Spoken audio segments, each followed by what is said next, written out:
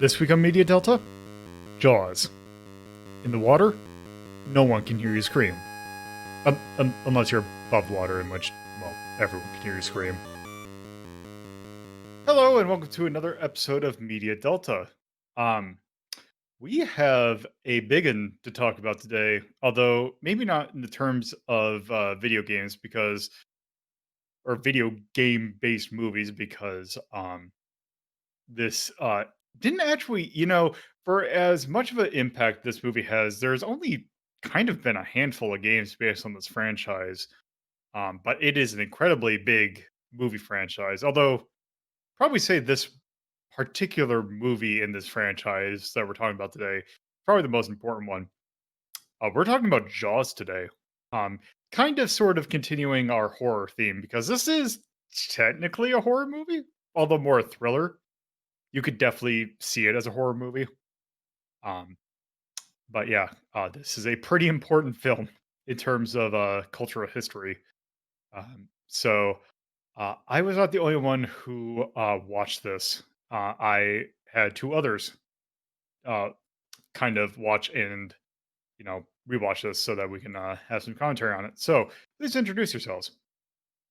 I believe we have caught a Norman Rafferty. I don't believe we've caught the Norman Rafferty. I'm Torpid and I'm here for the horrors of HD. Yes. Um, so yeah, Jaws. If you're not familiar with this franchise, basically it is a movie about a shark that eats people. Even though, um, you know, like it's actually kind of funny. You go look up like actual recorded shark attacks.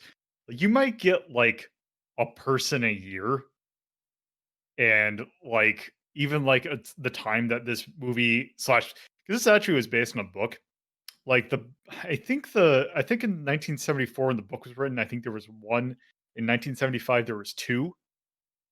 And the sharks that actually caused those incidents, like in any of those incidents, was not a great white shark, of which Jaws. That's the type that Jaws is.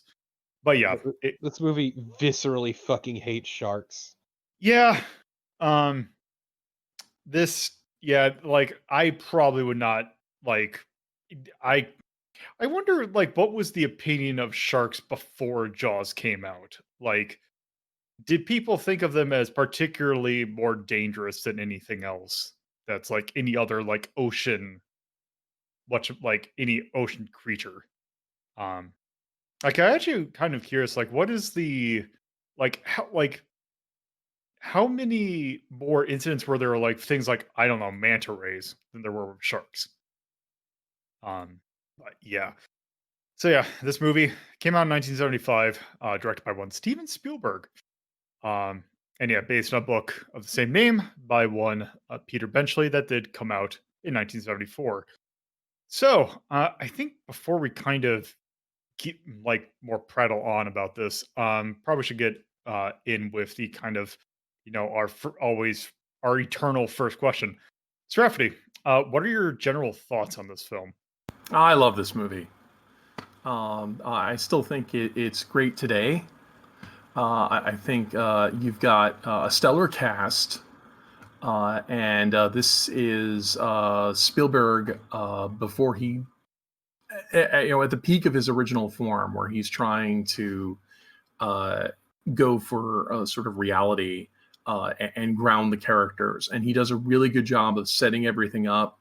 The special effects are used to great effect. I mean, there's a lot of talk about how their shark kept breaking down, but if you watch the documentaries and their liner notes, they went back and put in extra effect shots after test audiences. So this also is where this is another one of those Citizen Kane style movies where it's like people might watch it today and think, oh, I've seen this movie before, but this is the movie that started all those cliches. We can't close the beaches because we'll lose everything. Family in peril from a mysterious predator, a lot of false starts, and then of course the mysterious kind of ending to it. So yeah, I think this movie, and of course the soundtrack. So yeah, I think this movie is great, and I think everybody should watch it. So I tell you that you had watched this film before. Several times. Okay.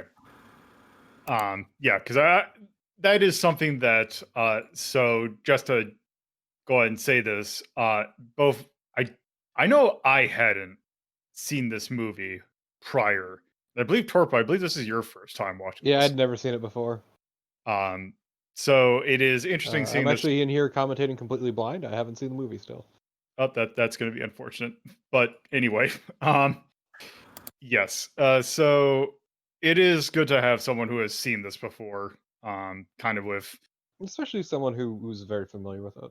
yeah, because I Oh mean, yeah.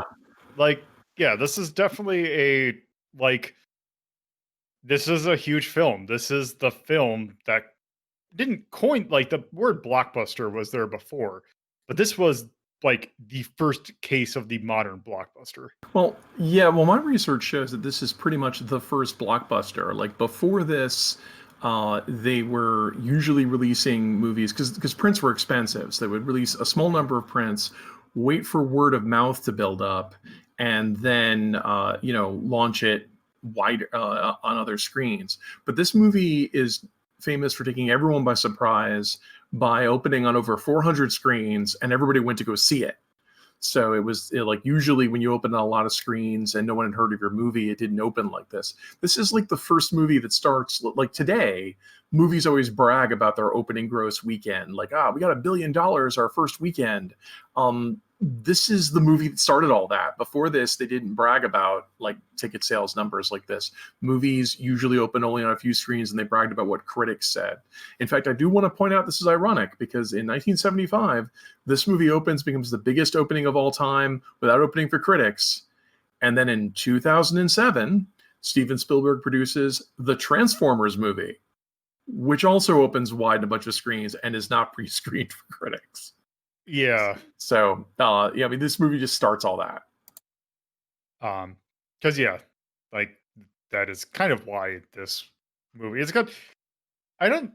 I kind of. It always kind of weirds me out when it's like that's the case because it's like this doesn't seem like the kind of movie that would draw that kind of reaction.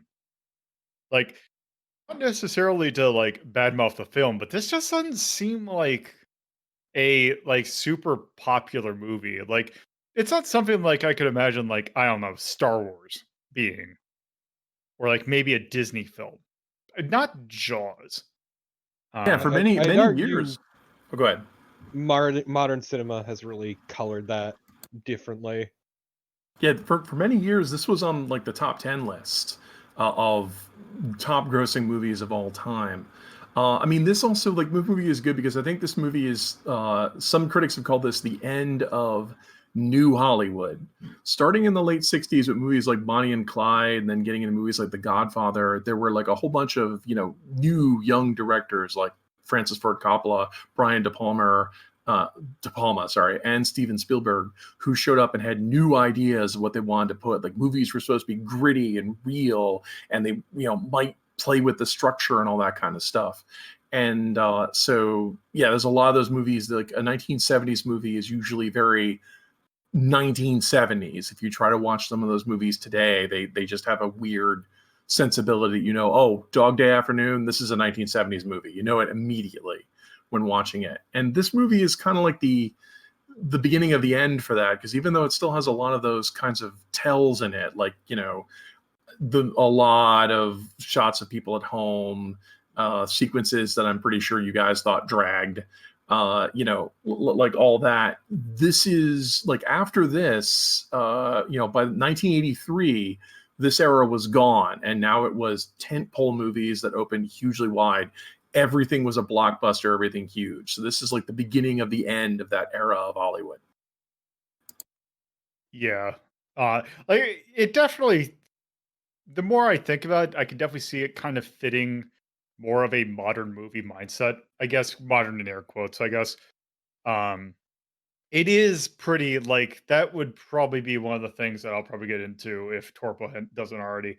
Is that this movie's long. I didn't 2 hours. yeah, because when I was like, oh yeah, it's Jaws, it's like it'll just be like another 90. I did not realize this movie was 2 hours long. which just seems like really weird for a film of this type. It was one of those movies that was on 2 VHS tapes because it's too big to fit on one. Yeah, I just completely did not realize that. It just was not something that I would have thought that this movie would have been, 2 hours long. But it is. It is definitely 2 hours long. Um, but I'll get more into my thoughts when it's my turn to talk about it. Um, so is there anything else you wanted to bring up? No, I'm curious what I mean, because I've seen this movie in freaking theaters and stuff. I'm curious what Torpid has to say. All right, Torpo. Oh man, you won't like what I'm gonna say. Okay, so actually, like after watching initially, my opinions kind of mellowed out because I wasn't a huge fan at first. But like the more I think on it, the more I kind of appreciate certain aspects of it. Especially after a friend of mine talked to me a bit about it as well. I'm like, oh yeah, here we are. But I do think it is fairly slow for a good chunk of it. It's smart enough to start with some action, like something genuinely happening and establishing the threat, and then it kind of slows down for a bit. And I will say, there's another thing we're going to cover in another question, but man, this, mm, I'll save it. Yeah, it was. This is a really interesting time to rewatch this movie. Yeah, fucking is. But no, it's definitely slow for a while. I do think the main character, essentially being the straight man for all the idiotic shit, worked perfectly fine. I actually really like the Oceanic Institute guy or whatever the fuck he was from. That was Richard Dreyfuss. Yeah, That unknown was at the Richard time. Dreyfuss, huh? Huh. Wait, Richard Dreyfuss was the. Oh yeah, because who plays what's his face? The main character. Okay, so Brody is played by Roy Scheider, who was Roy Scheider. That's who okay. was pretty known, but Richard Dreyfuss is pretty much unknown at this time. He plays Hooper, the oceanologist, and Robert Shaw was also a known actor. He plays Quint. Yep. Fuck. Which Fuck him. yeah, which yeah. I'm sure that there because you said that you have some like knowledge about this. We'll probably go over that when we go over the characters, but I'm sure you probably have some interesting trivia about him in his performance. A little bit. You've probably seen the same ones I have, but yeah, this movie was. I mean, also I'm an old nerd, so in 1977 or whatever, like people really the Star Wars had come out and everyone into special effects. And if you were like before like Star Wars, there wasn't a lot of movies to talk about, like the King Kong remake, De Laurentiis. Ugh. So Jaws has a lot of, the shark is very realistic. And so there was a lot of supplementary material going on around that. And Spielberg hyped that kind of stuff. He was also doing Close Encounters and that kind of stuff. So yeah, and also like you mentioned, this movie was a surprise hit. The book was very popular. It was a best-selling book. So people who read the book went to go see the movie, and it sort of turned into like, I guess I want to say the Matrix of its day, where everyone had heard of this movie. It was the cultural zeitgeist. It just kind of built up. So yeah, a lot of people were talking about it. Spread like wildfire. Yeah. But yeah, so what did you think of it, Torpid? I enjoyed it. I enjoyed it for the most part, especially the last half hour where things actually happen. But I would say the characters did definitely carry the slower bits, and they knew at least to sort of sprinkle in things happening. I do think the meat effects were really, in general, the practical effects were pretty solid. Though the Jaws, the mechanical Jaws, didn't really age gracefully into HD because you can see everything and it looks a bit janky. Yeah. Not that it's necessarily bad or anything. They do at least move things around enough to generally hide it. Yes.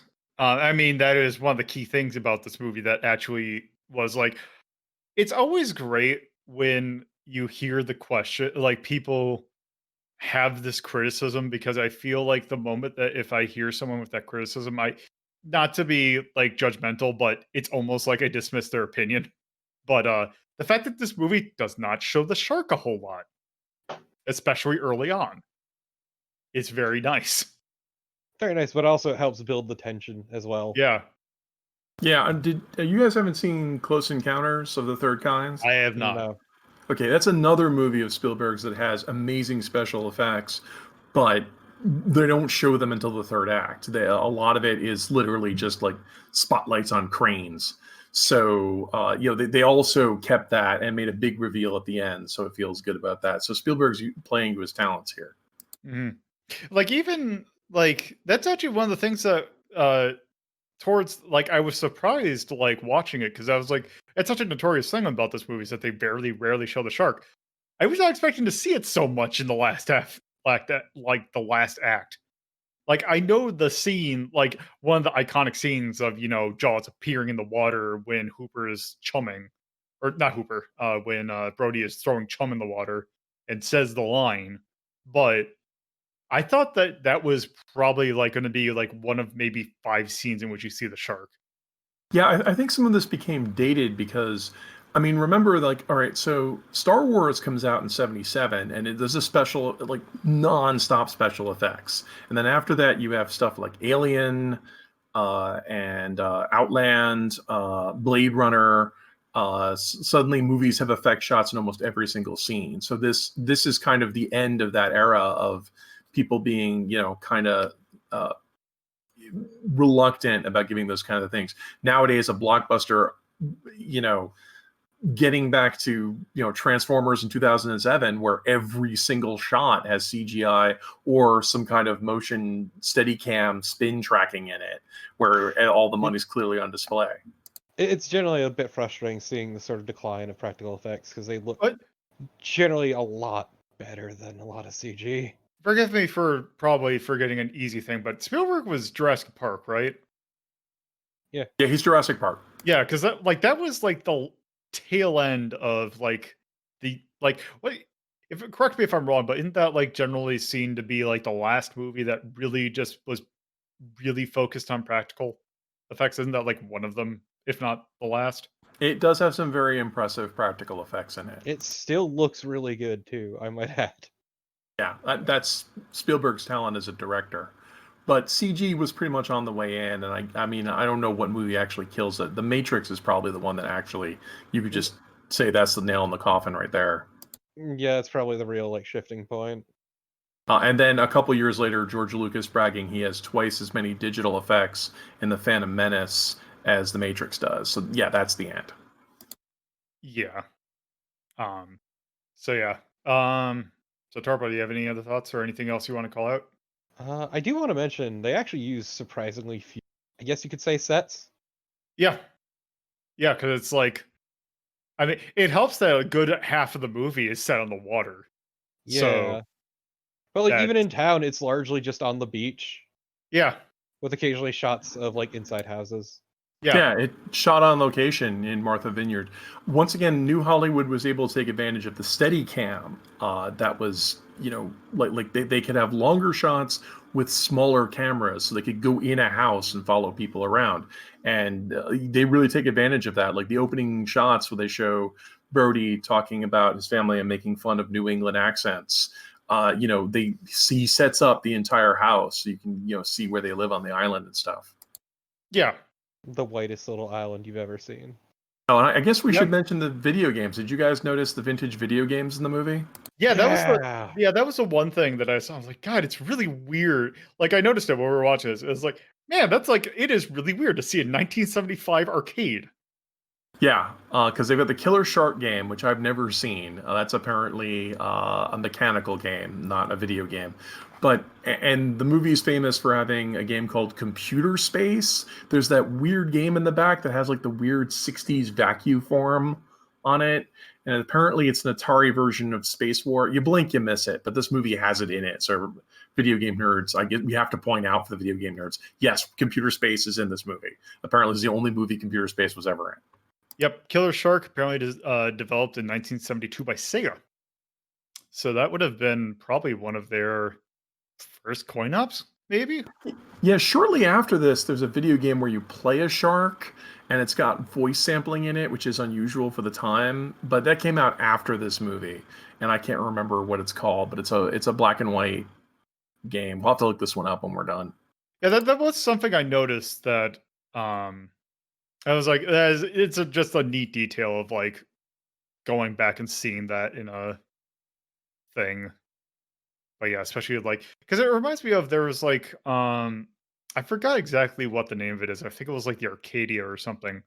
But we had a thing that it was like a toy that would project holograms onto like a wall. That was like a duck hunt game that would mechanically like move a like a projector that would project Yeah, projector of ducks. But I believe this works on kind of the same principle. yeah, it had like a light sensor in it, so that's how it detected if you were shooting something. Uh huh. Yeah, I had one of those. Yeah. So that was that was in fact a neat thing to see in that. Um, but yeah. Um, was there anything else you wanted to add onto that? Um, as I said, the slow pacing was kind of an issue for me, I will say. Obviously, it's supposed to be like a slow build, and they do, as I said, pepper in like some things happening, but like the entire "we got the wrong shark" bit just kind of didn't feel great to me, Yeah. at least. It's I- also great because I have distinct memories of being a child and my dad fishing up a shark. I forget what kind, and just bring it back on his boat, and then everyone just picking the teeth out of it. Wow. Because yeah, I mean Because there are sharks out in I mean, renowned speaking waters. of practical effects, that's a real dead shark that they're working on in Yeah, the movie. That's yeah. That seems like the thing you would do. gotta spill the shark milk everywhere. But yeah, Um, no, I was just mentioning like as I have seen a shark up close. My dad caught one when I was like 3, and I have distinct memories of him bringing that shit in and hating it. yeah. But because yeah, there are sharks off the coast of Rhode Island. Fun fact. Yep. And whales. People forget those things up here, but regardless, it was a neat movie. I especially enjoyed the last half hour because I enjoyed. Even if I absolutely despised one of the characters. Though I will say this movie is aggressively white. Yeah. Um, yes. Yes, it is. Um, okay, so that good for you? Um, I think for the time being, yeah. All right. So my thoughts, like the thing about this that the pacing of this movie kind of reminds me of, and I don't know, I think it's just because it's a small coastal town that was giving me huge Murder She Wrote vibes. Um, but this feels like a combination of a show that was like a two-parter. Like an hour-long show that was basically you took a two-parter of that and you smushed it into one thing. That it's like because like the first half of the movie can kind of be its own kind of thing, and then the second half, when you're actually on hunting the shark, feels like something completely different. At least that's how I thought of it. Hmm. Um, Yeah, I think it divides neatly that way. I'd agree. my general impressions were that I like it's kind of the thing that I'll mention in Sweet Home, or that I mentioned in Sweet Home review. This is not in general my kind of movie.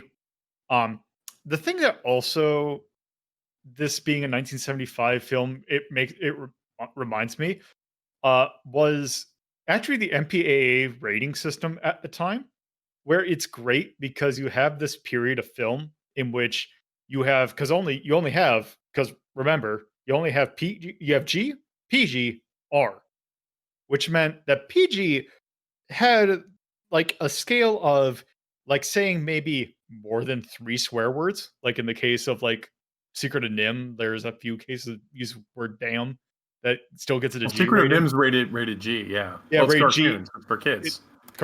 cartoon for yeah. That if you donate to the Retro Wrinkle Leaf Drive, we could maybe talk about the movie, which I would gladly do.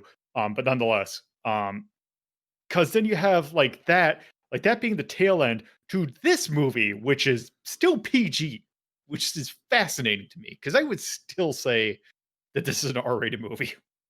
Because there's some detailed gore in this. There's some Yeah. meat, a Well, lot of meat. speaking of names that come up, it's infamously Steven Spielberg who teamed up with George Lucas for Temple of Doom. Yeah, That was what spurred all the controversy and started the PG-13 I rating. I would almost say that this is more gnarly than Temple of Doom in certain spots. Like Temple of Doom's a lot more like it's a lot more grosser, but this is just a lot Also more. very racist. I mean, that's unfortunately Yeah. not going to move the needle, but it's But it's weird because this movie, like when this movie came out, this did not have controversy. People saying it was like, oh, this is too intense for PG. That was not one of the controversies at the time. It's not until Temple of Doom, probably because Temple of Doom has children in it, and we have to think of the children. That I'd could argue also also in part because there's nothing sexual in any of this. that also, but even in Temple of Doom, I don't think there was that much. Mm. Like, well, also to be fair, talking about sexual, think about a movie like 13 Candles. There is just straight up teenage titty in that.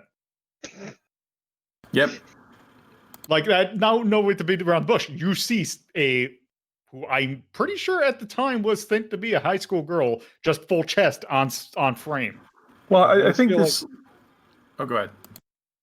As I say, I just feel like people are a lot more tolerant of meat. Yeah, I think, I mean, like, I would argue that, like, if you watch a film like this movie is not yet rated, this just kind of shows the fact that the rating system is a product of its time, because I don't think something like this would have been rated PG.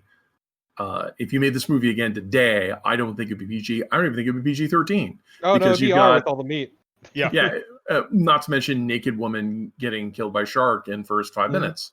So yeah, no, it would definitely be this. This just shows, yeah, the sliding scale of mores at the time.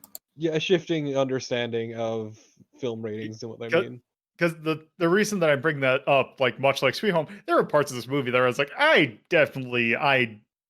do not want to look The at the meat screen right was now. really good. Yeah, and It like was they use good fucking meat. like especially like autopsies and like that kind of thing is just one of the things that real like gore, like I can take or leave it when it comes to certain things. It's just when it comes to like an autopsy scene that is just like extra special level of I'm good. So yeah, there are certain things, but granted that it's much less like it's much more like manageable in this one. Also, another thing is there's the thing of like you see Hooper. It's either Hooper or Brody go through this book that has a bunch of photos in it of people who are victims of shark attacks, and those are some pretty gnarly wounds that they show on screen. Pretty sure it was Brody. Yeah, Yeah, it's Brody. It's Brody because his wife gets the book and then flips to a picture and then tells her kids to get out of the water in a comic relief moment. yeah. So that I feel like I should mention that because that is going to be something that comes up. I feel this month. But yeah, actually now that I think about it, I don't think it's this month, but nonetheless, that is something that yeah, if you are squeamish, this might there are a few scenes like weirdly enough, it's early on in the movie that's bad. Like once you actually get to like the shark itself, it's actually not that bad. I'll say it's not like there's anything like super graphic dismemberment. It's just the meat left over is quite detailed. Yeah, like Well, the movie's pretty intense. Like the opening sequence, you don't see anything happening to the swimmer in the opening sequence, but she's visibly, like forcibly being jerked back and forth and then audibly drowning while that's going on. So even though you're not, quote, seeing anything, that's incredibly intense and nightmare inducing. Also, especially like the second shark attack, which was a kid, which you see, there's a lot of food coloring in that water after that effect. And that is, yeah, and also there's the Bostonian that gets chomped. Yeah, but he's Bostonian. Fuck him. Yeah, that's like the only one that you see like a thing because you see him get chomped and you see a leg float in the water. Like that's about as much as you get for like dismemberment. Other than like, there's also another autopsy scene where they look at the girl and they bring up an arm. So you're just gonna forget that Quint gets bitten in half. Well, I technically, but they don't really. I mean, they slightly show it, but they don't show like it's super graphic. You No, know, it's pretty brutal. It's brutal, but it's also you could get away with that on TV. Look, I just fondly remember us all, me and Lolo, celebrating when Quint died. Yep. Because that is actually, I think, a good segue to talk about. Well, actually, I'll just summarize my thoughts. I think it's a good movie, but also realize that if you're going into this for a first time, it's a slow burn, which I am a fan of several slow burn movies. Like one of my favorite movies is Heat, also 2001: A Space Odyssey. So take that what you will. Um, but yeah, I feel like we I'd should argue part of it too is the Seinfeld effect, but yeah. that also could be. But yeah, let's talk about the setting and characters a little bit. So, Torpo, what are your general thoughts on on the characters and setting of this movie? I mean, the setting is the whitest little island you'll ever see off the coast of New York. Yep. So, Was it Amity Island? Amity, Yeah, fictional place. It's yeah, filmed it's in fictional. Martha's Vineyard. Yeah, no, it's definitely fictional. I'm just saying, like, oh my god, it's like they made an entire island suburbs. So white. Yep. Yeah, see, because that's another criticism that was contemporary of Steven Spielberg is that his movies were the whitest movies you've ever seen. Because you've got Poltergeist, which is set in a white suburb. One of my favorite comments, I found this in Rolling Stone. Terry Garr was in Close Encounters, and supposedly Terry Garr asked Steven Spielberg, "Why are we all acting so weird like this? Is because aliens are influencing our minds?" And Spielberg explained, "No, you're just in suburbia. This is how people in suburbia are." Huh. The true terror of suburbia. Yes. But yeah. Also, there aren't very many women characters. I mean, there aren't that many characters in general. It's a pretty, as far as like named cast goes, it's actually pretty small, like surprisingly so. But yeah, the last half of the movie is just three dudes on a fucking boat shooting the shit, being assholes. Yep. But okay, everyone except for Brody. Brody just wants to be anywhere else. Yeah, Brody, like I kind of appreciate Brody in this movie because it's kind of weird. Like you kind of just think that he is just like just some dude, like a dad that is just on the thing. You kind of forget that he is the chief of police of this island. Um, because he's very chill for that kind of thing, and like very like um he's played incredibly like chill for that kind of position. To be fair, I doubt there are many people working under him. Yeah. Like, it's probably like, you see, like, a deputy or something underneath him, but, like, that's about it. And, like, considering, like, the scene in the movie where you get the bunch of people that are trying to hunt this shark, and it all seems like just yokels who are basically, like, drinking beer while doing this in, like, a dinghy. Yeah, there's a bunch of video out of towners. Yeah. Yeah. But no, in general, like Brody is pretty straight laced, but also I can appreciate a man who's also afraid of the ocean, water issues. But in general, he was actually pretty likable, pretty enjoyable. Um, fuck, I forgot the Oceanic Institute guy. I Hooper. already forgot Hooper. Why do I keep forgetting Hooper? But he was actually pretty fun. Initially, he seemed like a bit of a dick, but he opens up over the course of the movie and becomes a lot more likable. And I was also pretty much always in Brody's camp, which is nice because, to put it simply, the mayor's a piece of shit and doesn't trust any of them. Yeah. Well, he just wants to make sure, like, he is trying to keep the status quo, so to speak. He wants to keep the beaches open to Micbank. Yes. Which, yeah, so the mayor's a piece of shit. I already forgot the fucking captain's name too. Quint. Quint. The names escape me repeatedly, even though I remember the characters' faces and everything. Quint's a piece of fucking shit. Just absolute fucking trash. Yep. Nothing but pure garbage. He's like some super hyper masculine douchebag. And it's really great because every time he opens his mouth, I want him to get hurt.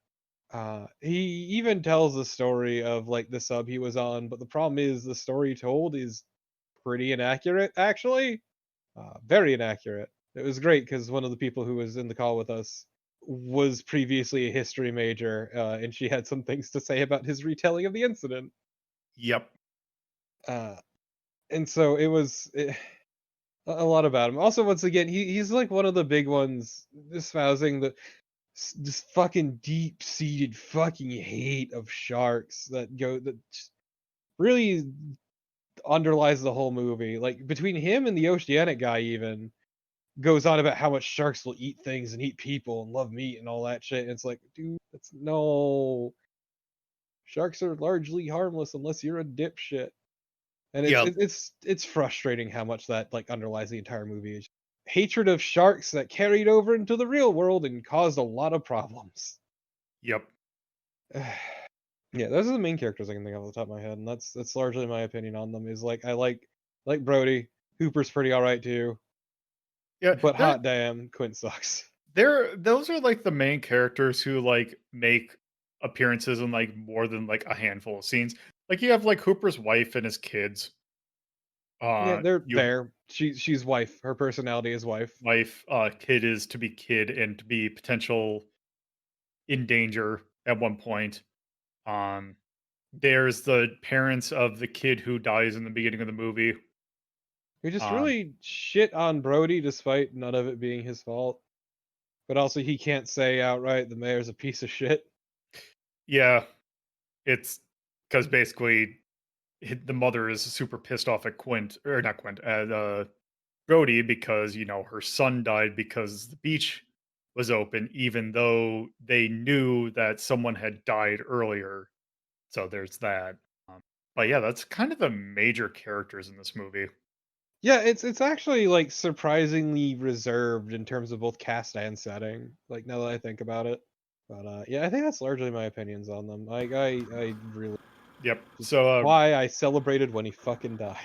all right. That's So my other okay. So actually, really quick, one other issue is that a lot of the time the movie fucking vindicates him, and it's awful. Like as nice it was seeing him die, the movie still consistently is like, yeah, he's pretty right. yeah, it's the whole thing of like it's the old college educated coming into town and breaking things where simple old good old boy nonsense wisdom is going to it should prevail, something like that. The gruff everyman. Yeah. Yeah, you do have the problem where the movie needs to establish like a genuine threat. So to do that, the shark has to be a genuine threat, even though realistically, it wouldn't be this much of a threat. And that does, I agree with you, cause the problem that it makes Quint correct because Quint keeps talking about how this is a threat. So it's not great. Yeah. Yeah, so that's my general opinion. Um yep. So Rafty, what are your thoughts? Yeah, I mean, basically, this is like was mentioning the tail end of New Hollywood. Before, nowadays people. Actually, one thing, there is a character we kind of technically forgot. No? Jaws. Oh yeah, Jaws existed. Bruce. Yeah. Yes, Bruce. Bruce. Yeah, well, it's more of a force of nature. I just feel that technically it is a character, but it is essentially. It was really good every time Jaws appeared on screen because HD shows how goofy it is. But yeah, Jaws basically does not act like a shark. It acts like a murder robot. Yeah, because it is one. Because it is one. But it's really good because we started making really stupid noises every time its really goofily flapping jaw appeared on screen. Yep. It was fun. The perils of HD.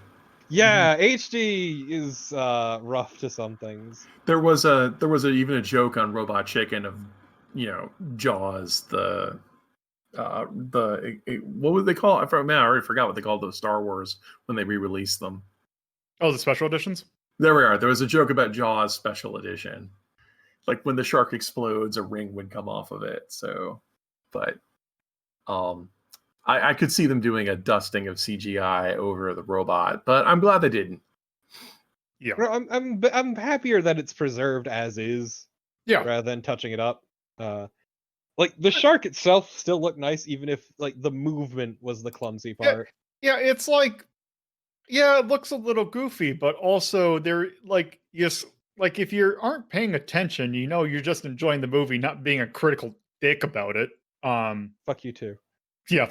Well, I'm just saying that in the sense of if you're not looking at it in the sense of like if you have your like rather than having like the critical glasses on, you're just kind of enjoying the movie.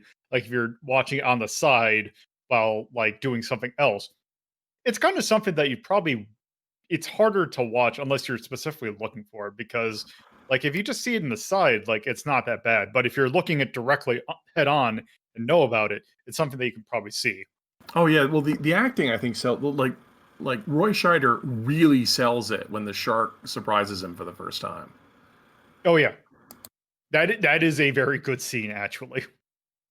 And there is a reason why that scene is like one of the most not notorious, but one of the more famous things of this movie, where it's the got to get a bigger boat. I always like the callback later, like after they have the altercation, like, yeah, but we could go radio back and go get a bigger boat. And Quint won't let him go back. That's why you hate Quint. Because he breaks the thing of a baseball bat. Breaks the radio, which is the dumbest thing you could possibly do. I do want to add at the very end of the movie, they somehow manage to swim back to shore, and it's very bizarre because in the shots where they are on the ocean, there is no land in sight. Yeah, well, the original ending was ambiguous. It's not until they made all those sequels. Ah, yes. Tell me about the voodoo curse. Yep, there's a voodoo curse. Because of course there is.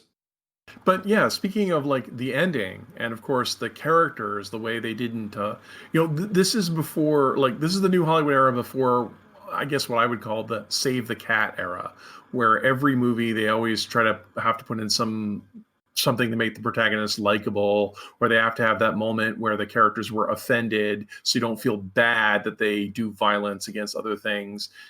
And this is the, I love the word verisimilitude era, where they're trying to portray these people as realistic. They're jobbers. They're assholes. They're myopic. They have family lives. They're being people in a world that is not necessarily in their favor. And like even that ambiguous ending, we don't know that they're going to get back to civilization. We just know they have to do it. And that's, I mean, I guess I want to say they don't make movies like this anymore. Like, well, the ending wasn't ambiguous. They visibly got back to shore at the end of the movie. No, I thought they were just on the mast and they just start paddling back. No, They start. Yeah. Well, so the thing is, they start pedaling back, and then they show us shore. That I don't. If maybe no, if they you, got back to shore. Huh. I was even calling it out. Like I was genuinely confused. Okay. Well, not as ambiguous then. Yep. It's weird. Also, just you mentioning Save the Cat, it was really fun watching the movie, just going on to does the dog die? Yeah. 'Cause that is one thing that this movie does pretty well, which is it does its fake outs pretty well. Yeah, Spielberg was pretty good at that. Where I mean, even some of the notes that I saw in the documentaries said that Spielberg realized early on, you can only like really blow them away once. Yeah, once you scare the crap out of everyone, they're going to be on edge. So you're supposed to have a couple fake outs. Now, what modern movies often have too many fake outs, or they rely on the jump scare too much to do that. So this movie has a lot of things in it that, like, I would be worried today, like people would just say, this is boring. Why are we spending all this time wandering around the house and dealing with toys and that kind of stuff?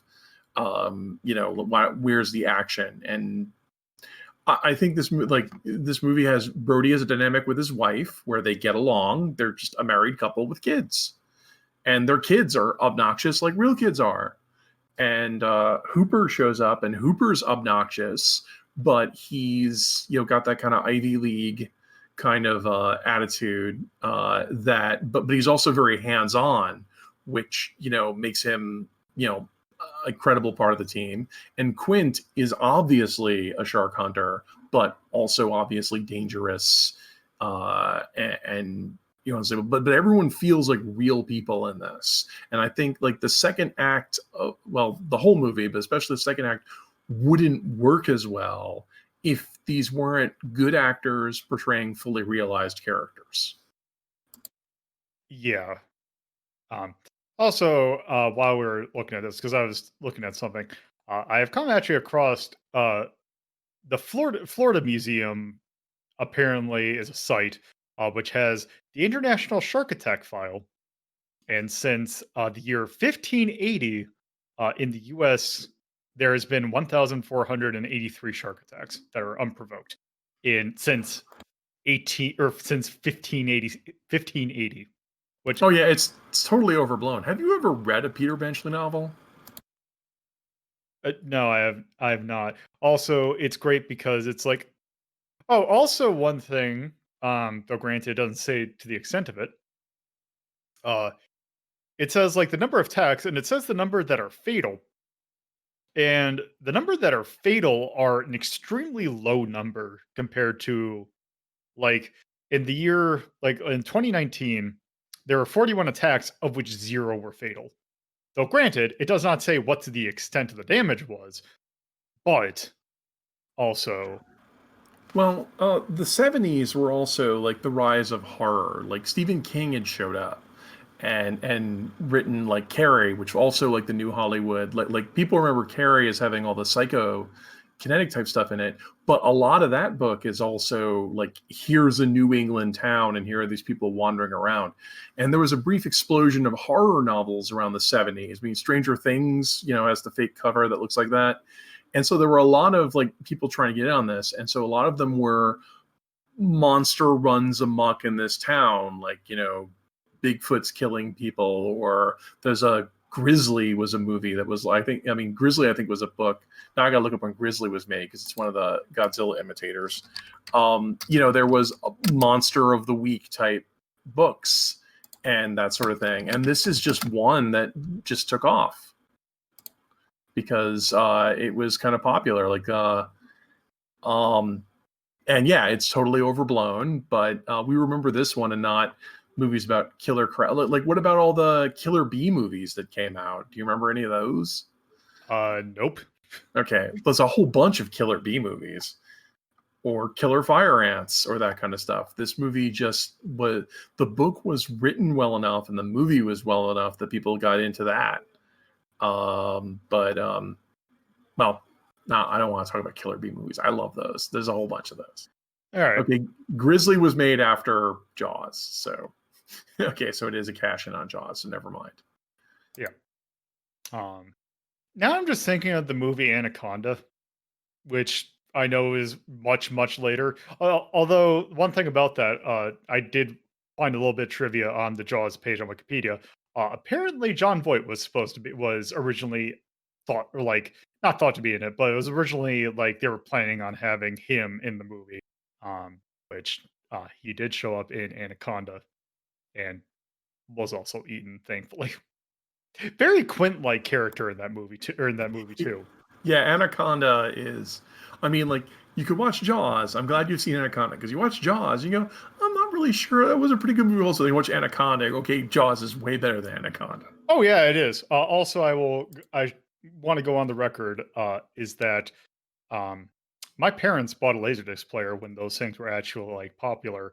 One of the movies that we had was Anaconda, And not Jaws. and not Jaws. We had Anaconda, A Time to Kill, and there was I forgot which one, but it was a John Grisham Yeah, you're adaptation. that's some taste in video library your parents had. Yeah. I will actually See, my become. dad just had like fucking every Star Wars movie, every James Bond film, like all that shit. He did too, but also was mostly pirated from HBO. There, Okay, there but were. also at one point we owned an HD DVD player. It was magical. I intentionally bought one of those. It was worth it, wasn't it? Yeah, it was a really good way to watch Good Night and Good Luck. I deeply appreciate its incredibly inferior format in every possible way. Yep, yep. What were we talking about again? You were going to tell us what you thought of the setting and characters. Oh, yeah, I thought it was all right. Although I should mention, or I'd mention again, it did give me big Murder She Wrote vibes, but that was just me. But yeah, it's basically the same thing. Brody I liked, Hooper I liked, and yeah, Quint is an asshole, and that's about it. The one thing that I didn't have anything to verify it, but one of the people who was in with us in the call when we were watching it brought up the fact that what was the actor's name who'd play Quint? That's Robert Shaw, who Robert was Shaw. infamously alcoholic and had Yes. problems during the movie. Yes, that was the thing I was going to bring up, was that apparently he was an alcoholic during this entire movie, which you could definitely, that definitely makes sense. Um, I can definitely see that. Um, so y- yeah, Oh wow, he died shortly after this movie was made. I I don't want to say like I'm kind of not surprised if he was that much of a problem, and especially if he was an alcoholic, which is unfortunate. Don't get me wrong, but definitely something I can see. Um, but yeah, like even the side characters are pretty good nonetheless. Like they serve their role pretty well. The mayor is a complete idiot, which in the question we'll talk about next makes perfect sense.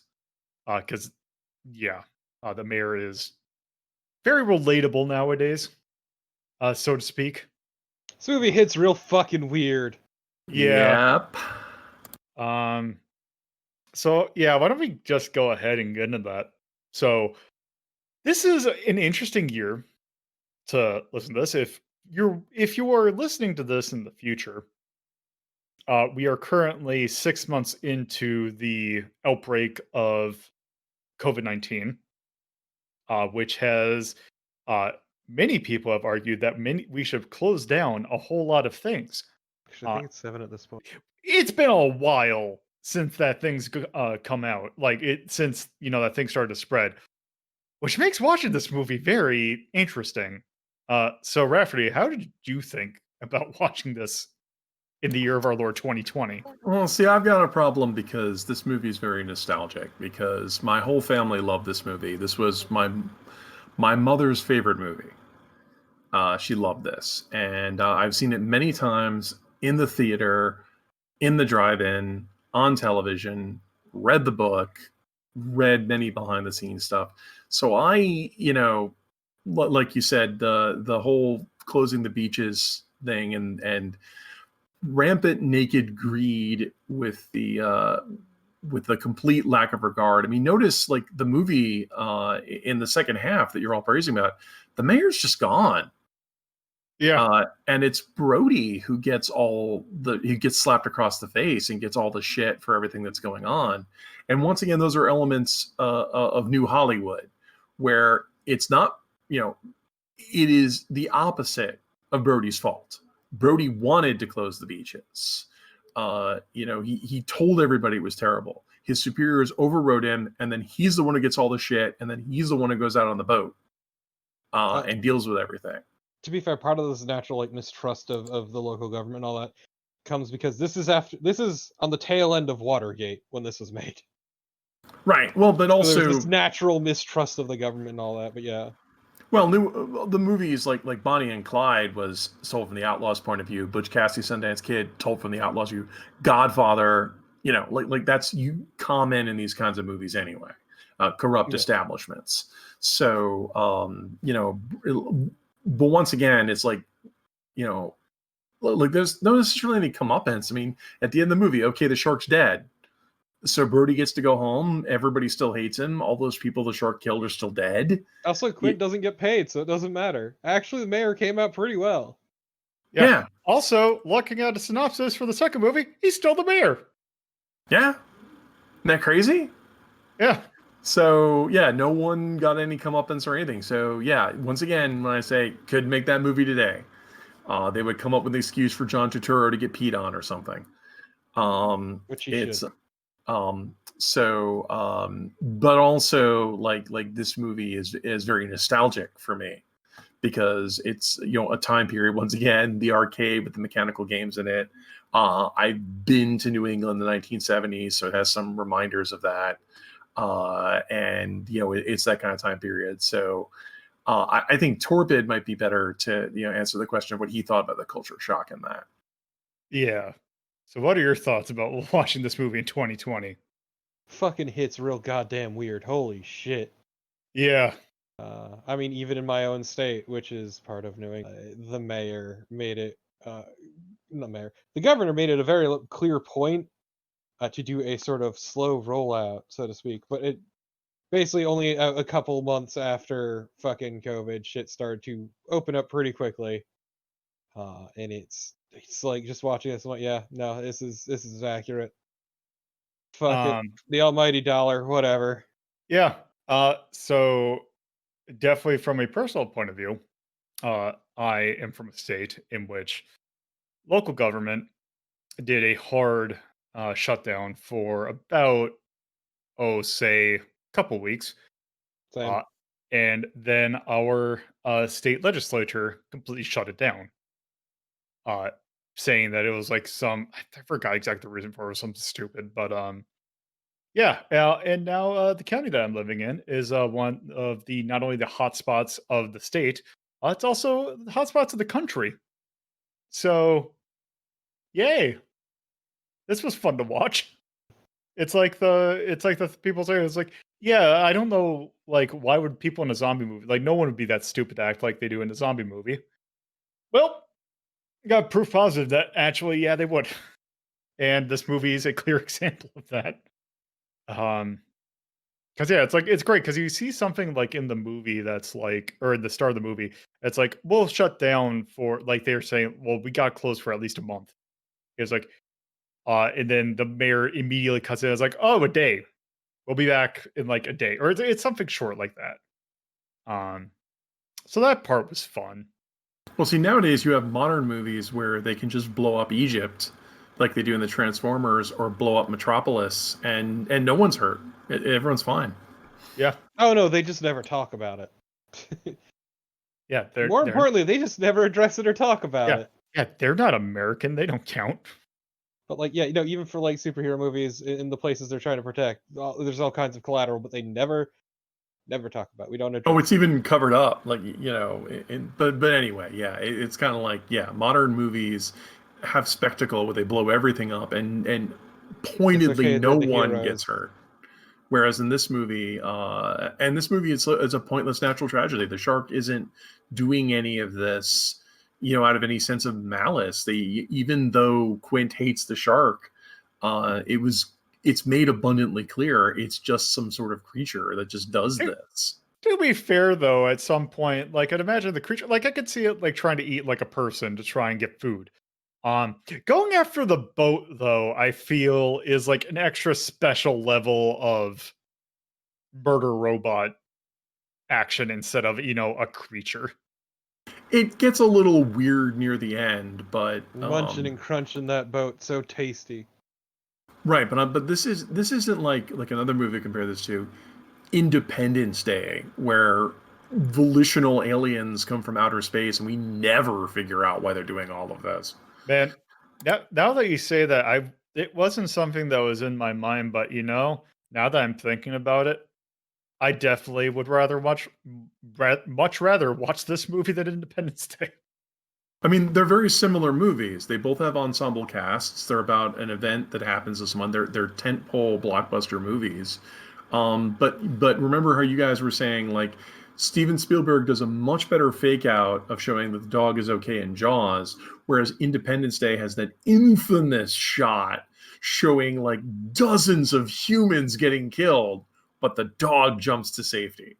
Man, now I'm just thinking about how much of a bad movie that is.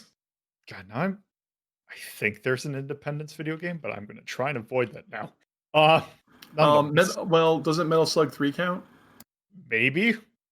Um, I don't know why because yeah, our tenuous connection here is that there's two Jaws video games. One yes. of them made by Majesco in the 2000s for reasons we could only guess at. But the LJN one that was made in 1987, I don't understand that. So, It's like 20th Century Fox made a couple Atari games because they wanted to test the waters for that, but LJN's game just comes out of nowhere.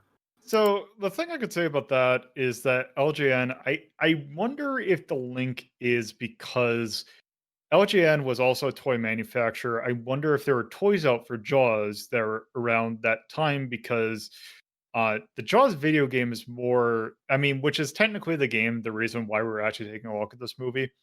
It actually has more to do with, I mean, the Jaws video game is a very, like, it's not directly related to any of the movies, Although the one that is most commonly cited as being associated with is Jaws: The Revenge, so Jaws 3.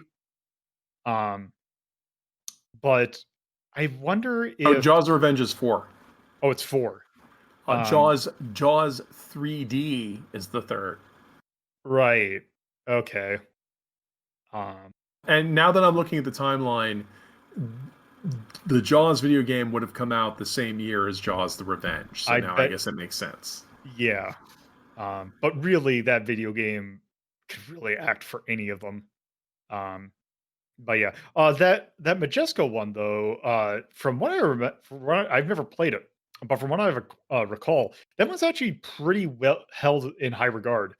There's actually a recent game that came out called Maneater, which is a spiritual successor to that game. Um, like I remember hearing like in that game you can uh be in essentially like the town you play because you play as Jaws in that game, which it actually understands the thing that if you want to play a Jaws video game, you kind of want to beat Jaws. And you could like go out of the water and like grab someone with your teeth and flash them around so much they explode. Like it's that kind of game. Really is bizarre what happened to Jaws as a whole. Yeah, yeah. But it's like It's it's any unfortunate. it's kind of any thriller kind of thing. Because think about like what happened to Friday the 13th in like Nightmare on Elm Street. Although Nightmare on Elm Street, I can't that one I'm much less familiar with, but you know, Jason X exists. Um, I wonder if there's a Leprechaun game for like the Commodore 64. I feel like there was something we watched relatively recently that had a similar. Possibly. Um, although also in the meantime, I did find that there was an Day game for the PlayStation, which means I really don't want to play it. Well, I know what to spend my fun bucks on. Great. Um, nonetheless, yeah, this is a really weird movie to watch. 2020. It hits real fucking weird. Yeah. Because, like, so it was like a common thing, like, before this. Everyone's like, yeah, it's real stupid. Nobody would ever do that. Nobody would fucking just leave them out to dry and die Yeah. for the almighty dollar. That's the power of that was the power of New Hollywood. It was like you're showing these movies, these assholes in it, and then people say, "Oh, no one could be that terrible. No one could." It's like, And Yeah. now the film is fucking vindicated Yep. in the worst way. Uh, Still enjoyed so it, though. um, When so I it was think good, it was very good, is what I'll say. yeah. I do think that we've discussed this movie probably good enough, unless anyone had any last thoughts that they wanted to bring up. I'm glad to hear that you enjoyed the movie because, like I said, I really do think this is a movie everybody should see. I think it's great. I was pretty lukewarm on it at first when I watched it, but I feel like part of that was because of the people I watched it with. But like as I said, like after reflecting on it, my opinion mellowed Yeah. out. Yeah, I would also agree because like when I was first watching this, I'm like, kind of like, especially like after watching Sweet Home, it's like, yeah, but Sweet Home kind of got to the point a little sooner, even though that one also had issues with pacing. And But yeah, the more that I watched, like the more that I kind of, I'm like, yeah, no, it did kind of do things pretty well. Yeah. Also, this has been like a criticism of modern movies is they aren't spending a lot of time building a sense of place. Like you watch this movie and they build up. This is Amity Island. This is what it looks like. This is the beach. This is that stuff. Nowadays, a lot of movies aren't made necessarily to be like as you know to involve you in a new place. They get right to the action as you're talking about, which means they tend to be very ephemeral and brush over this. Like you go watch one of the new Piranha movies, or any of those, like I don't know, kind of, or even the sequels to this. You won't get that. They won't spend a lot of time building the characters up. And I'm trying not to sound too nostalgic about that. It's not to say that modern movies are terrible, but like you don't see this level of character economy and detail where they weigh that much. My nearest comparison would be The Mandalorian. Have you guys been watching The Mandalorian? I have not. no, Okay. Even though that's an episodic show, because they're deliberately doing it slow paced and they trust their actors, they do a slow build like that. You don't see a lot of this kind of slow build going on. You see, and so this really is a relic of that era. I will say I feel like it benefits greatly from its small cast. Yes. Definitely. And they lucked out because everybody is good. Yes. Um, so with that, is any other things to call out? I Yes, not then. I'm the only one who's seen the sequels, right? Yeah. Man, if you thought the shark was mean in this, so in Jaws 2, Okay, I did read a thing that doesn't like in Jaws either 3 or 4, and it like jump out of the water and attack a helicopter. Jaws 2 is the movie where they attack the helicopter. Just going with the supreme stupid right off the bat. Yep, Jaws 2 is where they attack the helicopter. Jaws 3 is where was filmed in 3D, and that's the one where the shark has superhuman strength and smashes through the bulletproof glass in one of the worst special effects. And of course, Jaws 4 is infamous for the line, "This time it's personal," where somehow the shark has killed Brody off screen and is now haunting Brody's wife, who you think could just, move to Albuquerque and not care. Just move away from the coast. Also, as we alluded to earlier, voodoo shark. But don't forget this is kind of funny. Where if you watched Back to the Future 2, remember when he goes to the movie theater and they're showing Jaws 9? I have not seen that movie either. Oh, really? Well, yeah. The joke in Back to the Future 2 is when he goes to the theater, it's Jaws has already had like 5 more installments. Well, actually 6 more because Jaws 4 hadn't come out yet. And yeah, like Jaws was going to be, it was already a joke in the 80s. So yeah, like you were comparing it to like, Nightmare on Elm Street, or if they could have gotten away with it, they would have. There's 4 of these movies. It's great. It's great to think about stuff like Friday the 13th and Nightmare on Elm Street. That if you have to stop at 4, just imagine how vile that 4th movie is. Well, nowadays they would have filmed the 4th and 5th movies simultaneous. I mean, sure, yeah, I suppose, but nonetheless, I think we should actually, get to a point where I think we're ready to rank this. So we are going to rank this using our normal 1 to 21 scale. I am pretty certain that this does not belong in any of the side ones, but yeah, we're going to use our normal 1 to 21 scale to rank this, which 1 is absolute perfection, very little you can do to actually make it better, and 21, which is absolute garbage and like not even fun, ironically, to watch. So Rafferty, what would I'm going straight to 2. It's a great movie. I think everybody should see it. There's slight imperfections, and I realize a little bit it's dated, but it's also like this movie is on many critics' must-see lists, and I'm going to agree with them. I'm going straight to 2. Okay. Torpo. I want to hear your opinion. Okay. So I like this movie. Like I think that it should be blue at least. So at least so I'm looking at this list. Like especially the last thing we watched Sweet Home. In hindsight, like at first glance, I would say that I would rather watch Sweet Home than this. But upon reflection, I do feel like this is a better movie than Sweet Home. And I do feel this like if I think of things like at 7, you got stuff like Tron, which I know is like let's look at other things. Got American Gladiators, got Nick Arcade, got Running Man, and you got East 2. If I thought about it, would I rather see this, rather watch this than either or any of those? And the thing is, if it was just that last part, actually kind of yeah. I could see this going into something like 6. But and even as a whole, like the thing is like it's a caveat, but still I do feel like I probably should like I feel like it's doing a disservice to put it in something like 7. So if I think about something like 6, you got stuff like Labyrinth, Mortal Kombat, Hunt for Red October.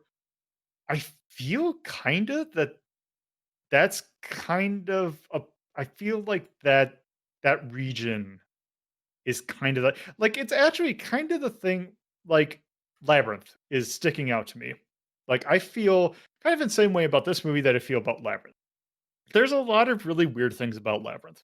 That it has some really weird pacing things.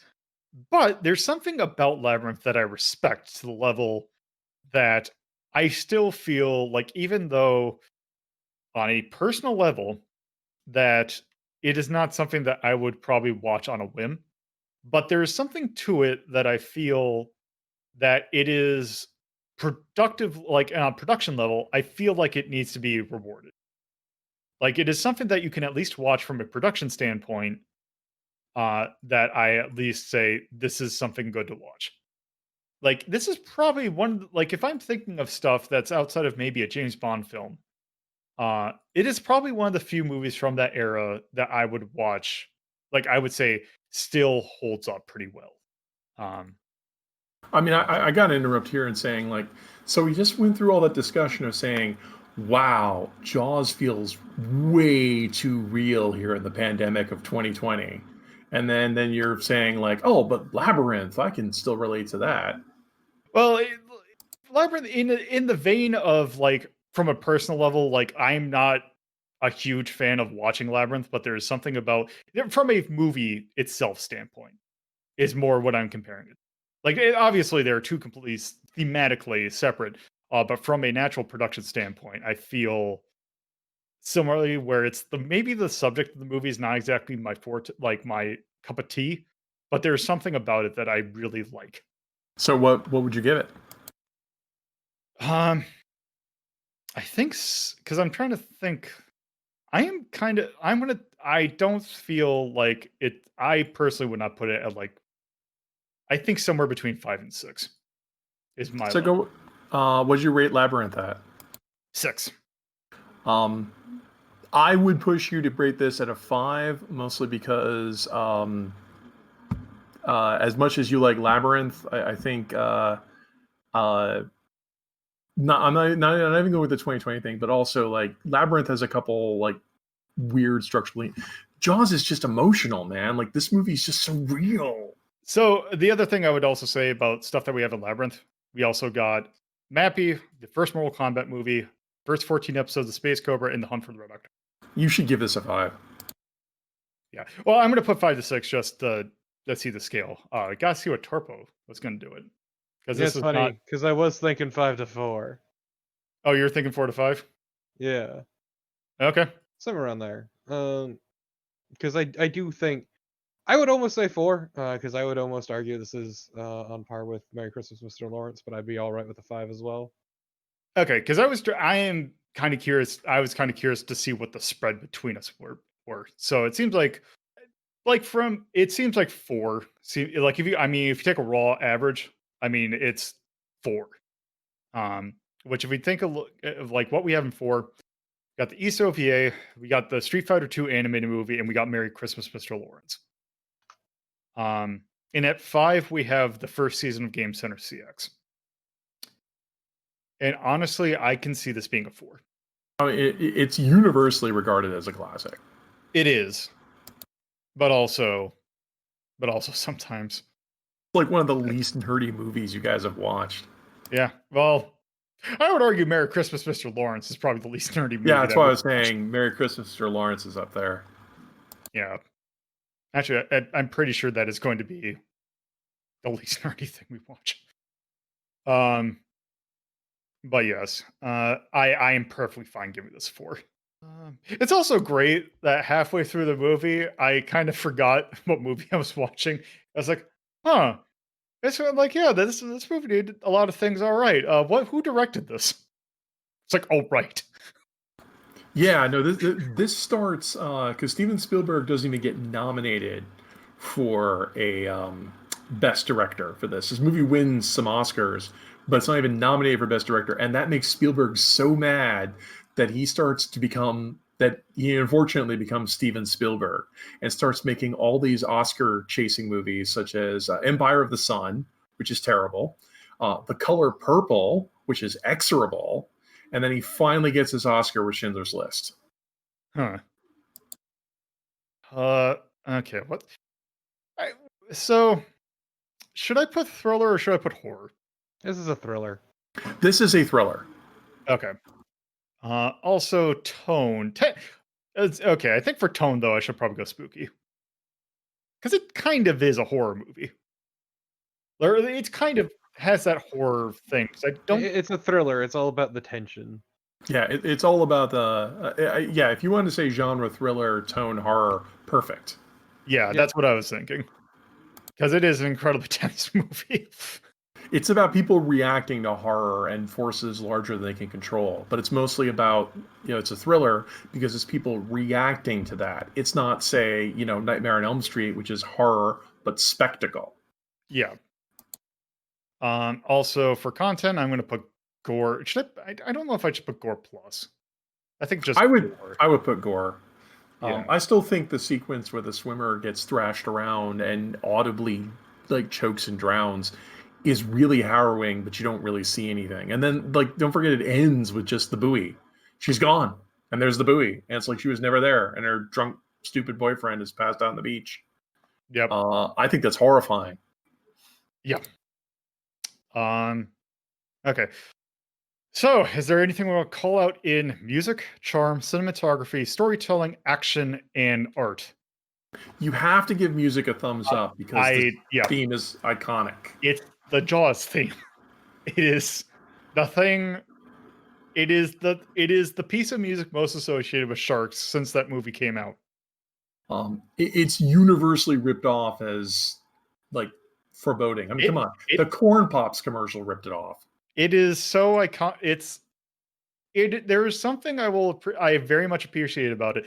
It is something that is a very rather simple piece of music that is incredibly effective. So let's see. Charm, I wouldn't really give it. Cinematography, though, I feel like I kind of feel like we should give it a thumbs up for cinematography, just for the fact of how they could have shown the shark super early. Well, also the film, people made fun of Waterworld being terrible. This is the opposite of Waterworld. Think of how many waterborne shots they had to have. There's shots on the beach, which is crowded full of people. There's a lot of deceptively difficult shots in this movie. Yeah, I feel like the cinematography in this movie is incredible. Storytelling, I wouldn't say anything particularly great about that. Action, I think it's the other cinematography that does it. I would not call the action particularly great. It's not bad, but it's not the thing I would call out. No, I would definitely agree that it's the storytelling and the acting because not a lot happens. But it's not an action movie. It is an experience. Yep. Art though. Art's really tricky in a live action movie. I would have to agree with some of the things that Torpid said. I would not give it art. I mean, even though the shark is a very impressive animatronic, the best parts of this movie are the the actors' portrayals, the overall theming, and the composition. Like you said, the cinematography. It's like the way it's all set up as a story, not necessarily they're exploiting what's there, making what there looks good, but there's not a lot of individual art direction. Because they make it a point to only show the shark at the climax. Everything else is like a giant rising action. But also the thing with the art that's kind of hard to give it a thumbs up or a thumbs down. It's just it's people. It's real. There's nothing disgusting. It's just it's They're not as pure and beautiful as anime. It's real life. You just filmed something that already exists, kind of. Well, there's an art doing that, but that art is cinematography. So yeah, I would definitely put cinematography and not art. Yeah, because I was gonna say because this doesn't have any real aesthetic. I think is what more Lolo's going with. Yeah, because if you think about a live action movie, like say for example, Batman, is the one that I see a thumbs up for art. There was a lot of interesting designs in a live action thing. Or say for example, or Sweet Home. Runner. or Blade Runner.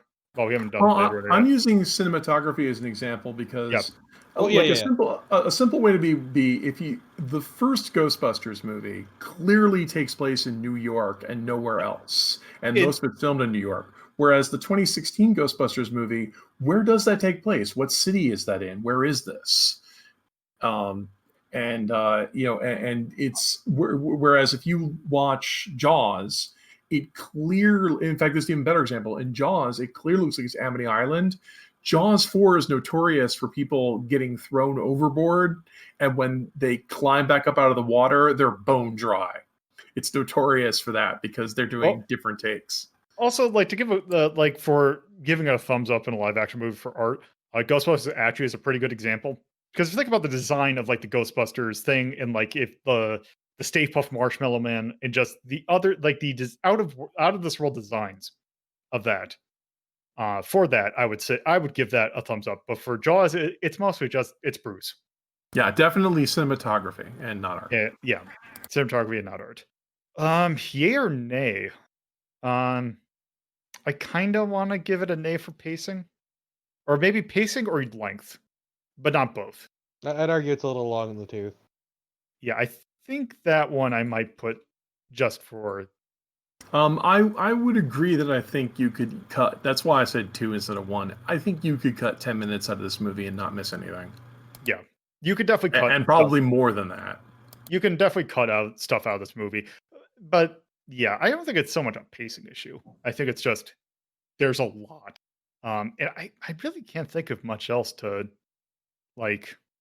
I can't really think of anything I would call out for it.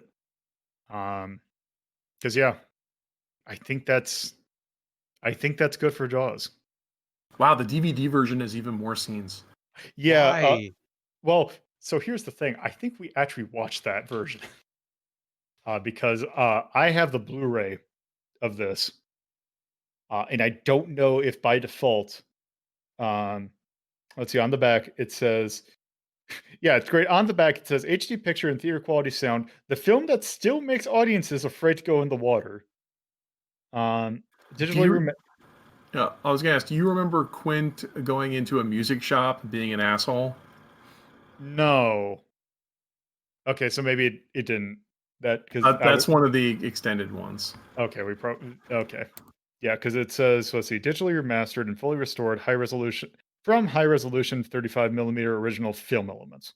So okay, um, it does have deleted scenes on this Blu-ray, but it probably is a separate thing. Um, but yeah, uh, that is actually one thing I did. A bit of trivia that I found that was kind of interesting, which was a page for Independence Day. Um, oh, where? Uh, there was a case apparently of this movie that induced. I forgot. I'm gonna look it up so I can find what the term was. But there was like a 17-year-old girl who, or like a 17-year-old woman who watched this film, and it actually induced like there is a medical term for it that basically it actually induced a um let's see cinematic neurosis is the term. A 17-year-old female viewer or neurosis in a 17-year-old female viewer, cinematic neurosis is a condition in which viewers exhibit mental health disturbances or a worsening of existing mental health disturbances after viewing a film. The symptoms first presented as sleep disturbances and anxiety, but one day later, the patient was screaming, "Sharks! Sharks!" and experiencing convulsions. So, yeah. Also, I'm pretty sure I don't have the things, but I do believe this is one of those films that kind of um like if you think about the incident in which after Steve Irwin died, that a bunch of people very like shittily went and killed manta rays out of spite. I think there were cases of that, but for sharks because of this movie.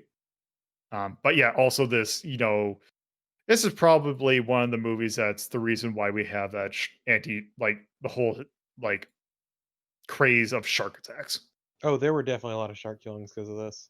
Yep. Um, Yeah, also, yes, this is forever colored the perception of sharks as a whole in a way that is Yeah. Because yeah. still to this day, people still buy into the same shit. So yeah, that'll do it for our discussion of Jaws. So before we go, Rafferty, is there anything you want to plug? Oh, I work for sanguinegames.com, where we make a variety of stuff, including Horror Stories, which is a tabletop game about making your own horror stories. So, yeah, sanguinegames.com. Give us a line. All right, Torpo. Twitch.tv/torpidtypist and at torpidtypist on Twitter. And I would like plug up what is left of my fucking boat from this shitty goddamn shark. All right. Um, yeah. Next up, we have a much more friendlier Halloween movie. Because we're actually going to do a movie version of this because, boy howdy, this is a thing, a whole franchise. We're going to be taking a look at the probably should have the Europe, but I believe 1990-ish movie of the Addams Family, Ooh. the 1991 Addams Family, which stars actor that we have seen in another movie, Raul Julia. So Rest in peace. yes, rest in peace. That'll be a fun thing because I've actually not seen that. But yeah, so that'll be fun. But yeah, that'll be next week. So thank you all for listening. If you would like to look at the full list of rankings for yourself, please visit r3.ldp.life and go to the Media Delta list tab. If you would like to watch Media Delta's sister show, Retro Rank Rhapsody, you can either watch at youtube.ldp.life or by tuning into twitch.tv/loadedpuzzlo at 7:30 p.m. on Fridays, 2:30 p.m. on Saturdays, and 1 p.m. on Sundays. All those times are from the Eastern US time zone. If you would like to discuss this episode with the community, you can do so by joining our Discord server, which you can do so by going to discord.ldp.life.